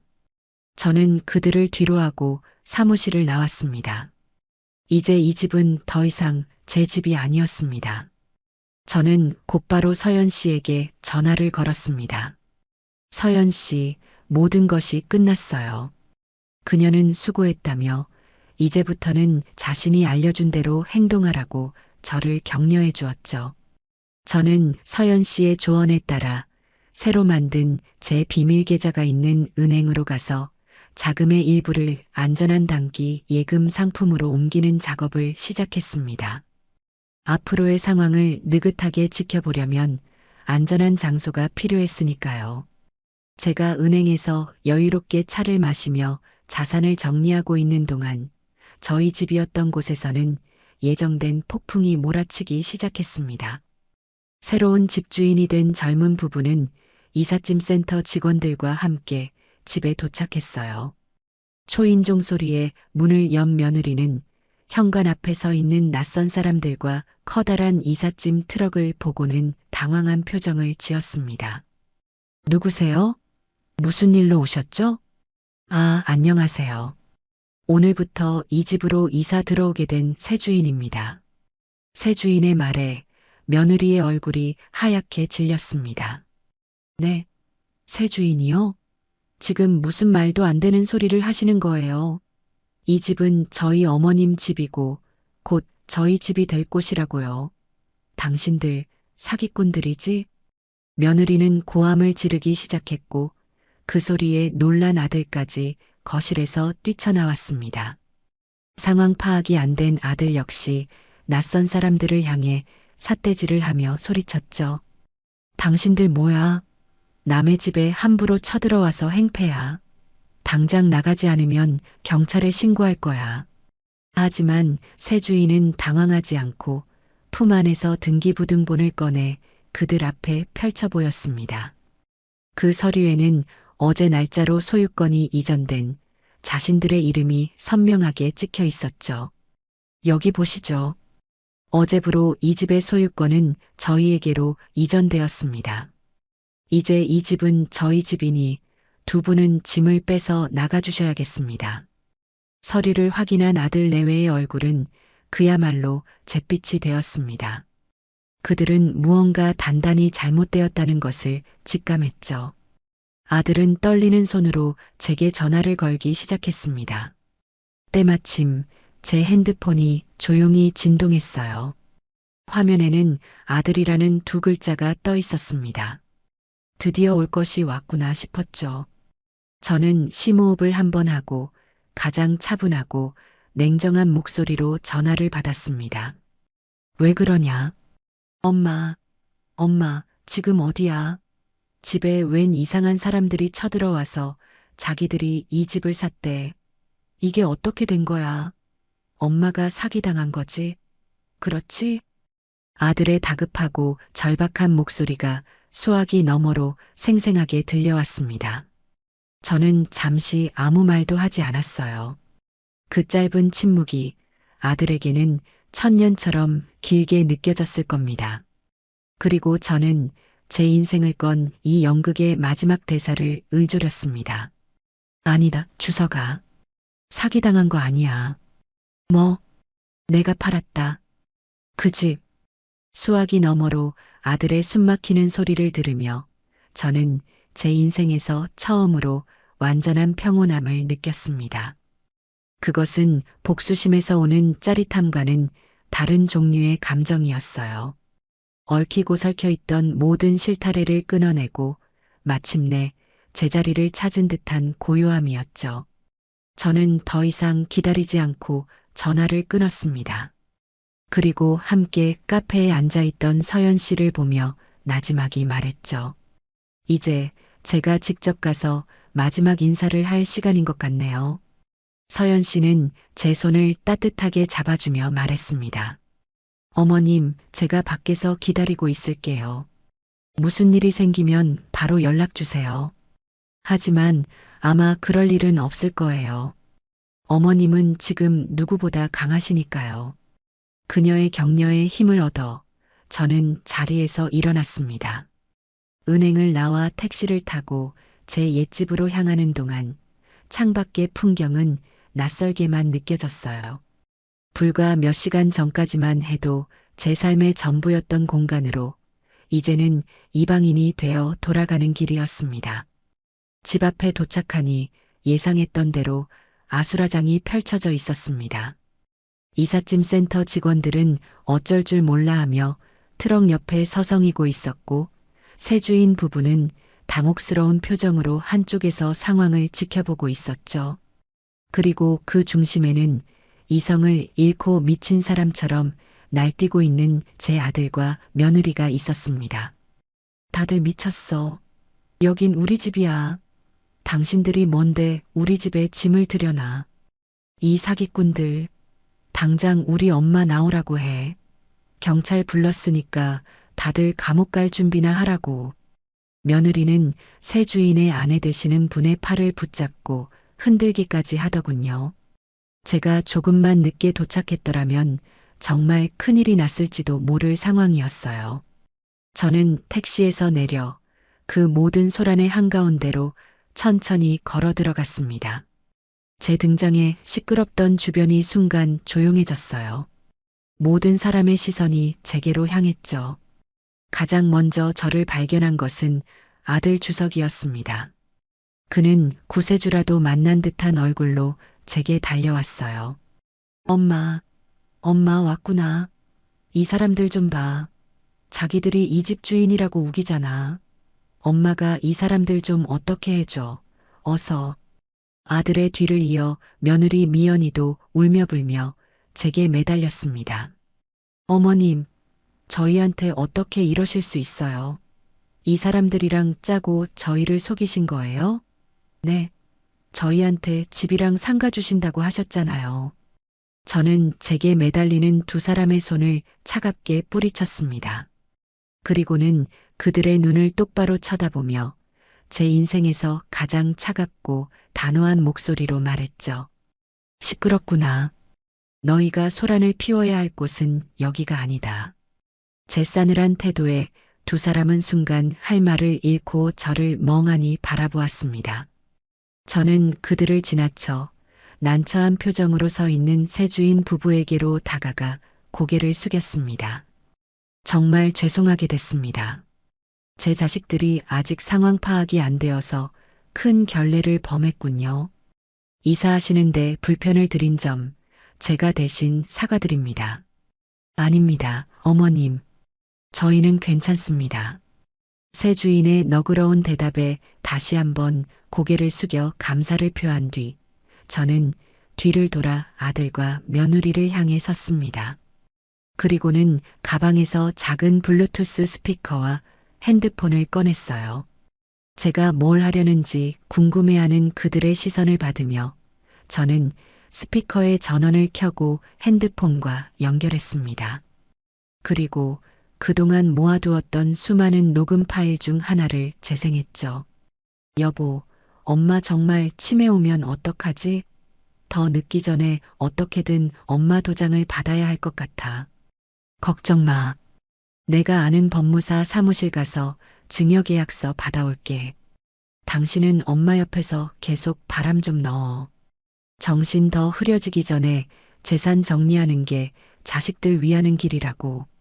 스피커를 통해 울려 퍼지는 자신들의 목소리에 아들과 며느리의 얼굴에서 핏기가 사라지고 사색이 되어갔습니다. 주변에서 웅성거리던 이삿짐 센터 직원들과 이웃들의 시선이 경멸의 빛을 띠고 그들에게로 향했죠. 저는 다음 파일을 재생했습니다. 엄마가 상가 건물까지 준대. 여보, 우리 이제 부자 되는 거야. 그래, 조금만 더 비위 맞추면 이 모든 게 우리 것이 된다고. 그때까지만 참는 거야. 마지막으로 모든 것의 시작이었던 손주의 목소리가 담긴 파일을 틀었습니다.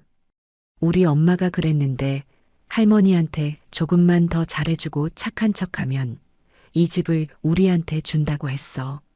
할머니가 나이가 많아서 정신이 오락가락하기 전에 빨리 서류에 도장을 받아야 한대.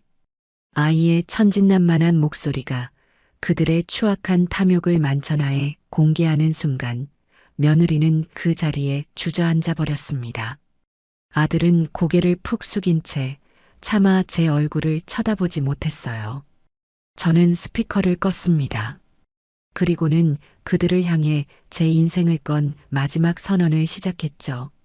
너희는 이 집이 욕심났겠지. 너희가 보기에 늙고 외로운 나는 속여 넘기기 쉬운 상대였을 테니까.